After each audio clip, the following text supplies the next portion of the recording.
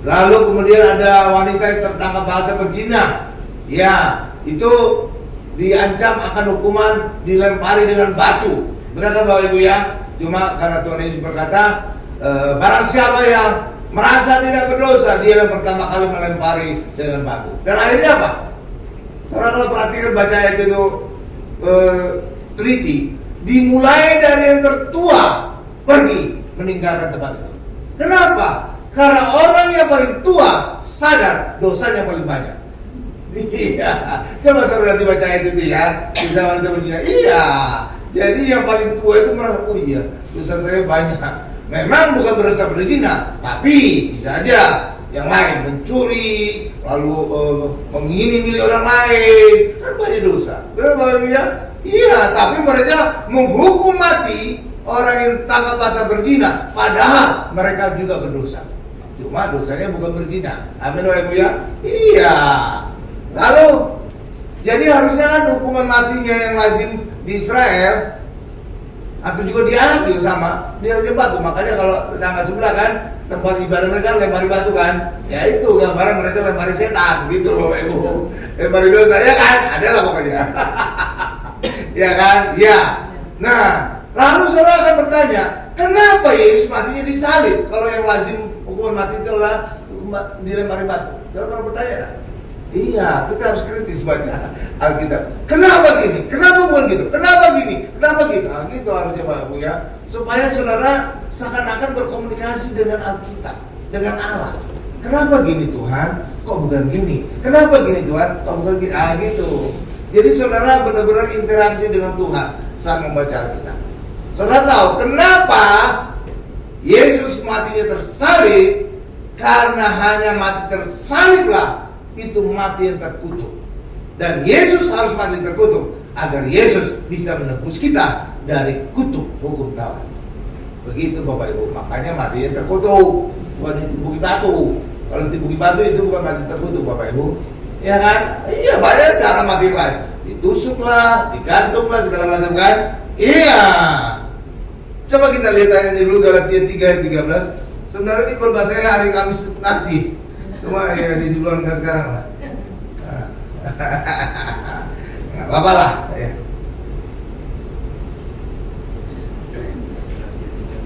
Ya, tapi ini cuplikan-cuplikan aja. Hari Kamis itu khotbahnya secara lengkap. Iya Bapak Ibu, karena salib ini juga punya arti inti dari hukum Taurat. Iya Bapak Ibu. Ya, atau dibaca dulu dari Matius 22 dong, supaya saya akan jelaskan salib ini sebenarnya apa. Ya. Matius 22 ayat 34 sampai 40. Ya. Saat itu ada seorang ahli Taurat bertanya kepada Tuhan Yesus, "Guru," ini saya bacakan aja ya. Matius 22 ayat 36 sampai 40 ya. Tuhan Yesus ditanya seorang ahli Taurat, "Guru, hukum mana yang terutama dalam hukum Taurat?" Jawab Yesus kepadanya, "Kasihilah Tuhan Allahmu dengan segenap hatimu dan dengan segenap jiwamu dan dengan segenap akal budimu. Itulah hukum yang terutama dan yang pertama. Dan hukum yang kedua yang sama dengan itu ialah kasihilah sesama manusia seperti dirimu sendiri. Pada kedua hukum inilah tergantung seluruh hukum Taurat dan kitab para nabi." Oke Bapak Ibu ya. Jadi ahli Taurat tadi bertanya hukum yang terutama atau mana yang terutama atau apa inti dari hukum Taurat. Jawaban Tuhan Yesus apa? Dua hukum kasih. Ya kan? Ya kan? Kasihlah Tuhan Allahmu dengan segenap hatimu, dengan segenap jiwa, dengan segenap akal budimu, dan kasihlah sama manusia seperti dirimu sendiri. Benar Bapak Ibu ya? Jadi 10 hukum Taurat dirangkum, muncul dua hukum kasih. Kasih kepada Allah dan kasih kepada sama manusia. Kalau dua hukum kasih ini dirangkum lagi, muncul satu kata. Ada yang bisa nebak? Salib. Dan salib inilah kalau saudara lihat ada dua tiang, tiang yang vertikal dan tiang horizontal. Tiang yang vertikal adalah kasih kepada Allah. Tiang yang horizontal kasih kepada sama. Jadi dua hukum kasih tadi dirangkum lagi, muncul satu kata, salib. Jadi salib inilah inti dari hukum Taurat. Lihat itu. Lihat ya, makin cerdas gitu. Kalau saya khotbah itu pengajaran, oke? Ya kan? Iya, Yesus matinya tersalib karena ini adalah inti hukum Taurat. Dan kenapa Yesus harus tersalib? Karena Yesus harus menebus orang yang terkutuk akibat melanggar hukum Taurat, akibat gagal melakukan hukum Taurat dengan mati tersalib. Itulah sebabnya Yesus harus mati tersalib, bukan mati dilempari batu. Kita lihat Galatia 3:13. Nah, ini ayat keduanya. Galatia 3:13.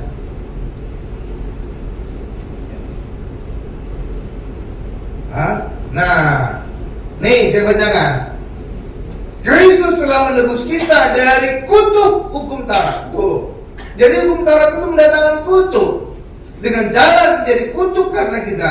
Sebab ada tertulis, terkutuklah orang yang digantung pada kayu salib. Itulah sebabnya Yesus harus mati tersalib, sehingga mati terkutuk untuk menebus kita dari kutuk hukum Taurat. Tadi saya katakan inti dari hukum Taurat adalah salib. Kenapa salib ini bisa mendatangkan kutuk, Bapak Ibu? Karena salib inilah tuntutan Allah untuk mengasihi Allah dan mengasihi sama manusia. Benar ya Bapak Ibu ya? Dan ternyata manusia itu gagal melakukan hukum Taurat, mengasihi Allah dan mengasihi sama manusia.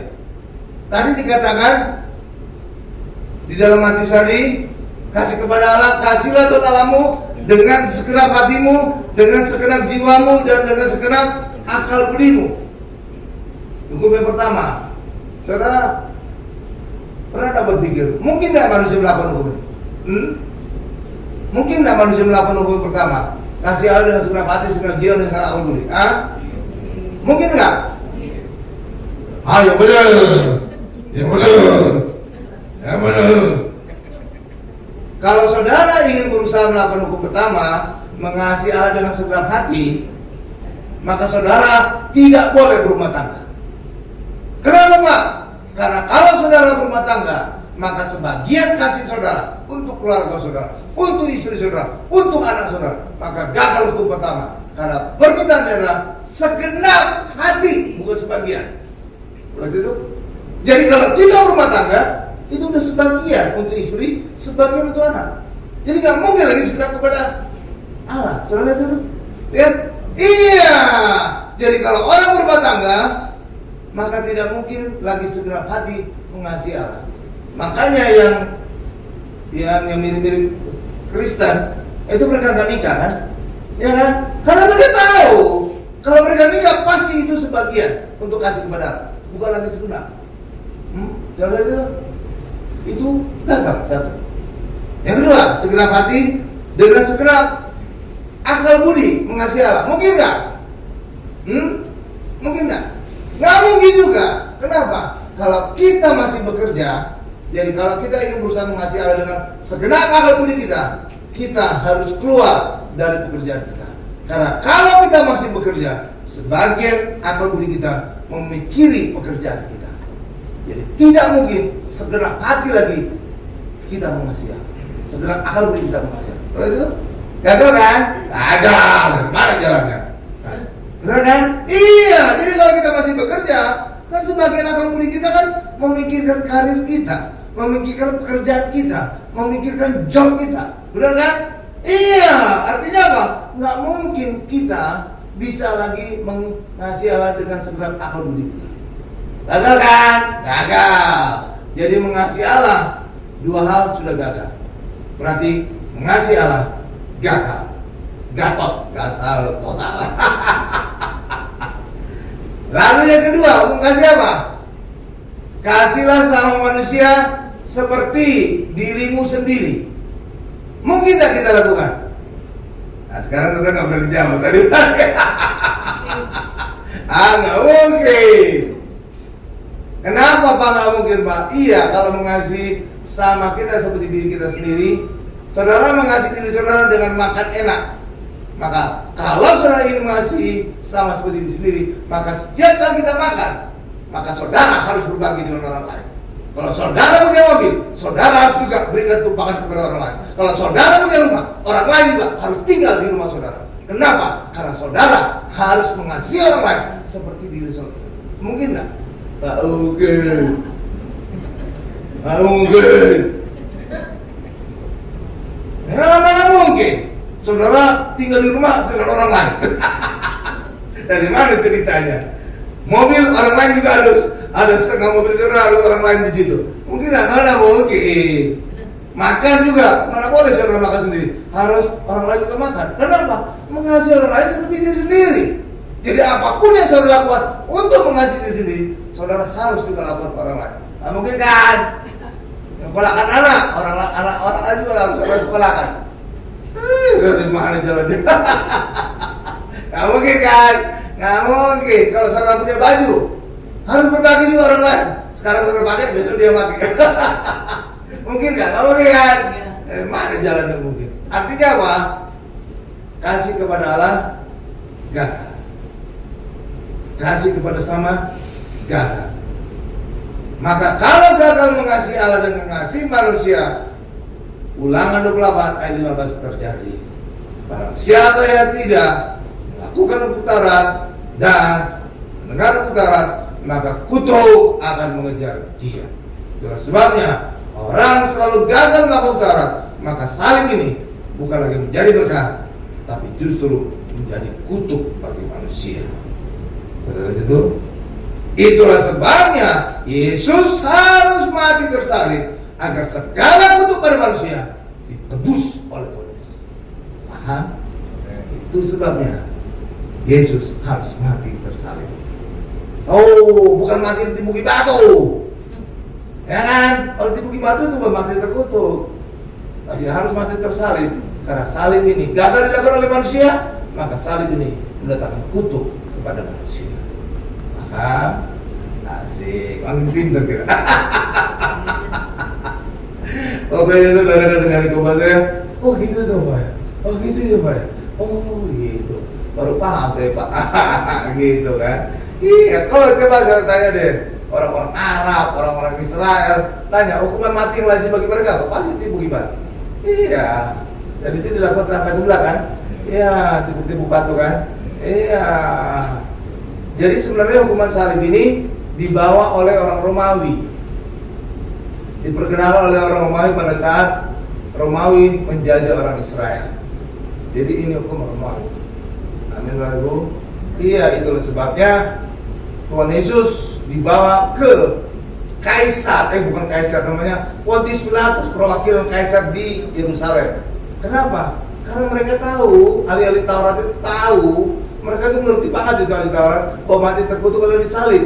Makanya mereka bawa Yesus kepada Pontius Pilatus agar matinya tersalib, agar matinya terkutuk. Gitu loh Bapak Ibu. Tapi justru niat jahat itu sesuai dengan rencana Allah, agar Yesus mati tersalib, agar Yesus bisa menebus umatnya dari kutuk hukum Taurat. Amin Bapak Ibu. Luar biasa kan? Jadi Tuhan itu bisa memakai masalah kita untuk rancangan yang tergenapi. Sama seperti juga Yusuf. Saudara, sebelum dia jadi Perdana Menteri, dia mengalami banyak hal. Dibuang ke sumur, dijual jadi budak, kerja Potifar, difitnah, iya kan? Ya terus masuk penjara segala macam. Sampai itu tuh. Itu kan masalah yang dihadapi Yusuf kan? Iya kan? Iya. Tapi justru lewat masalah-masalah yang dia hadapi itulah dia kemudian Tuhan angkat menjadi Perdana Menteri. Coba saudara trace back gitu ya. Trace back kehidupannya Yusuf. Saudara akan lihat, oh iya, sebelumnya Yusuf mengalami masalah. Jadi Yusuf jadi Perdana Menteri harus sebelumnya di penjara supaya dia ketemu dengan juru minum dan juru roti, ya kan? Dan Yusuf masuk penjara sebelumnya harus difitnah oleh istri Potifar. Yusuf difitnah oleh istri Potifar sebelumnya dia harus dijual jadi budak. Yusuf dijual jadi budak sebelumnya harus dibuang ke lubang sumur, benar kan? Jadi itu ada rentetannya. Ya kan, setiap masalah itu terkait. Itulah sebabnya juga bagi kita, apapun yang masalah saudara hadapi, percaya saja kepada Tuhan, serahkan hidup kita kepada Tuhan, maka masalah semua itu bisa dipakai Tuhan untuk memberkati hidup kita. Iya, sama. Saya juga pernah mengalami masalah. Dulu waktu pertama kali pelayanan di Tiberias, saya itu pelayanan di Geraha Pertama di dekat Pancoran Tebet. Saya konflik dengan salah satu seorang pengurus yang lebih senior dari saya. Akhirnya apa? Saya dipindahkan ke tempat lain, di Kelapa Gading. Iya, Adanya kode gitu. Dan apa yang terjadi ketika saya dipindah ke Kelapa Gading, pelayanan di Tindiras Kelapa Gading, saya ketemu dengan Bapak Gembala. Dan saya kemudian bisa di-hire, direkrut menjadi sekretaris beliau. Coba saya nggak mengalami konflik itu, nggak mungkin saya dipindahkan. Dan ketika saya akan pindah, saya nggak akan ketemu dengan Bapak Gembala. Lihat kan? Jadi dalam masalah-masalah kita, Tuhan bisa berkarya, mengangkat kita, memberkati kita, luar biasa kan? Makanya selalu Paulus berkata, bersukacitalah senantiasa, bersukacitalah senantiasa. Walaupun kita ada masalah, tetap bersukacita, karena bisa jadi dalam masalah itulah Tuhan bisa memberkati kita. Ya kan kita nggak tahu kan, nggak tahu kita, apapun bisa terjadi, iya kan? Nah sekarang kita fokus kembali kepada salib. Pada salib ini ada tulisan di sini. Apa tulisannya Bapak Ibu? Bahasa apa itu? Karena tahu bahasa apa itu? Ada bahasa Batak? Oh, bukan. Tahu? Itu bahasa Latin. Kejar lagi. Kenapa bahasa Latin, Pak? Kenapa bukan bahasa Yunani? Kenapa bukan bahasa Ibrani? Kenapa bukan bahasa Inggris? Dan segala macam. Kejar. Jadi orang Kristen itu bisa makin cerdas kalau kita ngejar. Kenapa gini? Kenapa gini? Kenapa gini? Saudara tahu kenapa itu Inggris ditulis dalam bahasa Latin? Karena dulu pusat gereja di Roma sana, Vatikan sana.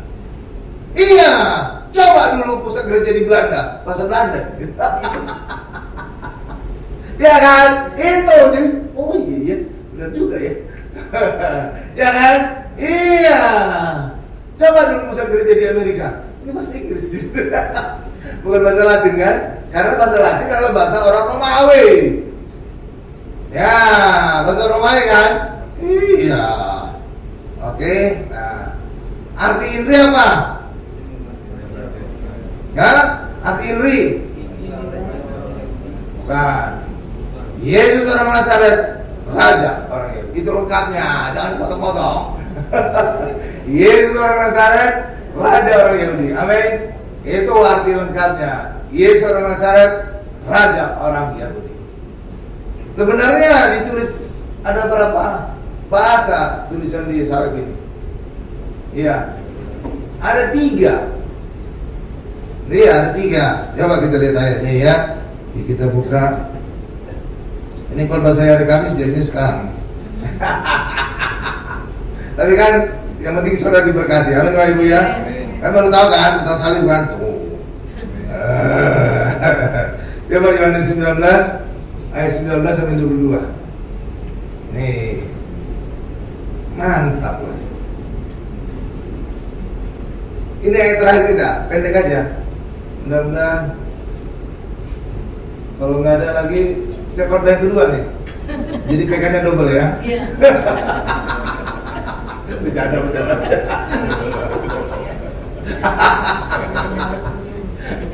Ya, ini yang terakhir ya. Yohanes 19 ayat 22 sudah sana. Ini saya bacakan ya.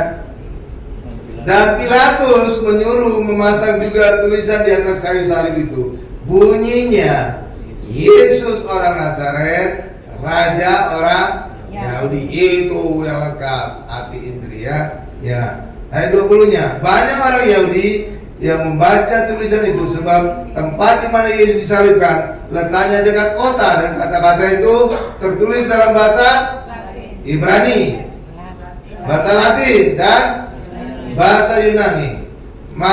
Stop dulu. Saudara pernah bertanya, kritis lagi, saya ingin dorong saudara kritis. Kenapa Pak 3 bahasa ini Pak? Kok tidak ada bahasa Inggris? Kok tidak ada bahasa Batak? Kok tidak ada bahasa Mandarin? Kejar aja. Iya. Jadi pendeta harus pintar menjawab. Kalau enggak, ya suruh belajar lagi tuh pendeta. Kenapa ada 3 bahasa ini? Pertama bahasa Ibrani. Kenapa bahasa Ibrani? Karena itu bahasanya orang Israel. Ibrani, makanya orang Israel juga seringkali disebut orang Ibrani. Oke, lanjut. Bahasa apa lagi? Latin. Kenapa bahasa Latin? Karena itu bahasanya orang Romawi, penjajah Israel. Karena itu Jadi ada logika-logikanya. Jadi nggak asal ditulis di Alkitab. Yang ketiga, kenapa bahasa Yunani? Karena bahasa Yunani adalah bahasa internasional saat itu. Kalau sekarang bahasa internasionalnya apa? Bahasa Inggris. Mudah-mudahan sebentar lagi bahasa Mandarin, bahasa internasional. Karena dia sudah negara nomor 1 ekonomi di dunia. Ya kan? Iya. Soalnya tahu nggak kenapa bahasa Inggris bahasa internasional? Karena bahasa Inggris adalah bahasa paling banyak yang diketahui orang di dunia. Karena dulu orang Inggris itu penjajah paling besar di dunia. Makanya ada negara Commonwealth. Itu negara Inggris itu. Tapi mereka bangga negara jajah. Iya kan? Iya. Jadi ada logika-logikanya itu. Nggak mungkin kucuk-kucuk bahasa Inggris jadi bahasa internasional. Enggak. Orang kan pasti ada logikanya. Jadi di balik semua itu pasti ada logikanya. Logikanya adalah bahasa Inggris, bahasa yang paling banyak digunakan di dunia. Karena bahasa Inggris adalah bahasa penjajah yang terbesar di dunia. Iya. Bukan bahasa Belanda kan? Bukan kan? Bukan. Bukan bahasa Mandarin kan? Bukan.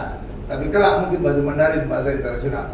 Nah sekarang China kayaknya akan menggantikan Amerika, negara superpower ekonomi maupun militer. Iya Bapak Ibu, oke? Iya. Jadi ada logika-logikanya Bapak Ibu. Nah, jadi bahasa Yunani itu kenapa? Itu bahasa internasional saat itu. Makanya ada 3 bahasa tadi. Ya kan? Iya kan? Ada 3 bahasa kan? Nah, lalu kita lanjutkan lagi ayatnya. Ini ayat 21-nya. Lihat, ada sesuatu yang menarik sini. Saya akan jelaskan. Maka kata imam-imam kepala orang Yahudi kepada Pilatus, jangan engkau menulis raja orang Yahudi, tetapi bawa ia mengatakan, aku adalah raja orang Yahudi. Jawab Pilatus, apa yang kau tulis? Tetap tertulis. Lihat kepada saya. Jadi imam-imam kepala itu protes, dan mereka ingin merubah kalimatnya menjadi aku adalah raja orang Yahudi. Supaya apa? Singkatannya itu berubah. Kenapa mereka ingin singkatan berubah? Nih dia, ini ada rahasia. Dalam singkatan bahasa Latin, Yesus orang Nazaret, raja orang Yahudi, singkatannya adalah Indri. Itu no meaning, nggak ada artinya itu bagi imam yang kepala. Enggak. Yang punya arti adalah singkatan dalam bahasa Ibrani. Apa Pak singkatan Indri dalam bahasa Ibrani Pak? Saudara tahu apa?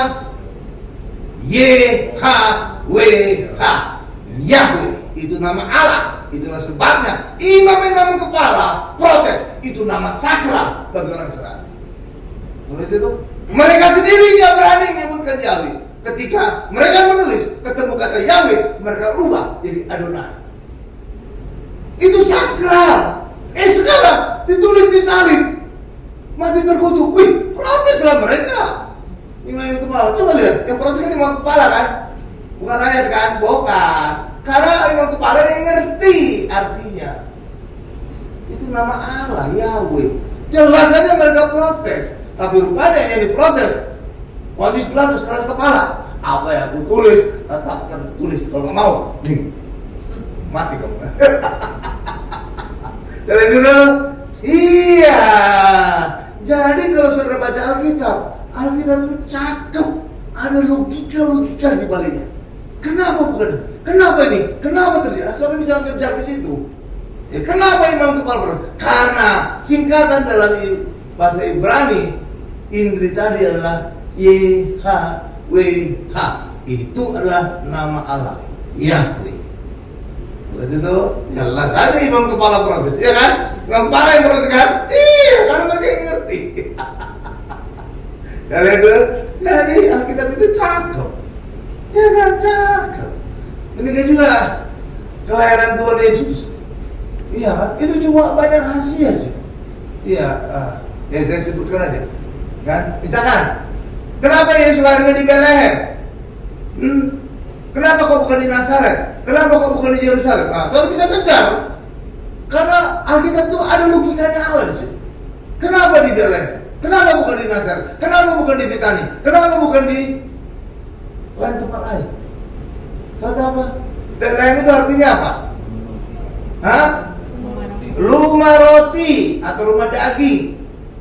Bethlehem, Bet artinya rumah, itu sama dengan seperti Bethesda, itu rumah anugerah. Bethlehem artinya rumah roti. Kenapa Yesus lahirnya di Bethlehem di rumah roti? Karena Yesus kelak akan menjadi roti hidup.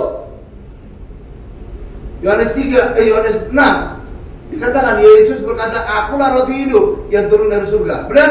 Iya, makanya lahirnya di rumah roti. Oh, lalu di Bethlehem lahirnya di mana? Hah? Di rumah sakit atau kandang domba? Kenapa kandang domba? Kok bukan kandang kuda? Saudara bisa ngejar, ada logikanya itu. Kenapa lahirnya Yesus di kandang domba? Karena Yesus kelak akan disebut anak domba Allah, bukan anak kuda Allah. Lihat itu, iya cakep itu Alkitab. Ada logikanya. Makanya kita bisa ngejar. Kenapa di Bethlehem? Kenapa ini? Kenapa? Oh, mantap lu. Harusnya pendeta bisa jawab. Ya kan? Lahirnya di kandang domba karena Yesus kelak disebut anak domba Allah. Yohanes 1 ayat 9. Yesus adalah anak domba Allah yang menghapus dosa dunia. Oh, mantap kan? Mantap kan, cakep kenapa itu kan? Kenapa lahirnya di kandang domba bukan kandang kuda kan? Apalagi kandang babi. Oh jangan. Benar kan? Benar kan? Iya. Lalu kemudian di kandang domba di mana Yesus dibaringkan? Di palungan. Kenapa di palungan? Kok nggak di lantai? Hah? Palungan itu apa? Tempat makan domba. Itu juga punya arti. Kenapa Yesus lahirnya dibaringkan di palungan? Karena palungan itu adalah tempat makan domba. Jadi Yesus lahir dibaringkan di palungan karena Yesus kelak ingin dimakan oleh orang Kristen. Dan itulah saat perjamuan kudus. Kita makan dagingnya, kita minum darahnya. Yesus kita makan. Dan itu logikanya cakep kan? Cakep banget. Kenapa lahir di Bethlehem? Kenapa lahir di kandang domba? Kenapa dibaringkan di palungan? Tuh ada logikanya. Allah kita cakep. Luar biasa ya. Saudara hari ini kan mungkin oh gitu ya. Oh lahirnya di Medan. Oh nanti jadi orang Batak dia.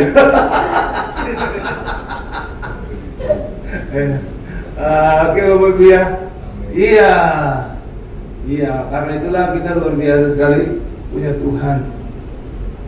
Iya, haleluya Bapak Ibu. Jadi Yesus disalibkan karena apa tadi? Karena Yesus harus mati terkutuk. Jadi Yesus tidak mati ditipuki batu. Karena tipuki batu bukan mati yang terkutuk, tapi mati terkutuk adalah mati yang disalib. Kenapa Yesus harus mati disalib, mati terkutuk? Agar Yesus bisa menebus kita dari kutuk hukum Taurat. Dan inti dari hukum Taurat adalah salib. Kasih kepada Allah dan kasih kepada sama manusia, diperas lagi muncul salib. Dari setengah adalah kasih kepada Allah, dan sebenarnya adalah kasih kepada sama manusia. Karena itu, jadi makanya Yesus mati disalib. Lalu tulisannya ini Indri, kenapa? Ditulis dalam bahasa Latin karena dulu pusat gereja di Latin, di Romawi. Coba dulu di Medan, wah lain lagi ceritanya di sini. Iya kan? Iya.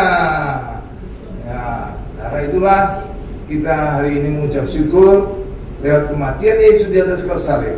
Hari ini semua kita yang percaya kepada Yesus, satu, dihapus dosa kita. Yang kedua, dibebaskan kita dari segala kutuk. Amin. Kita tundukkan kepala kita.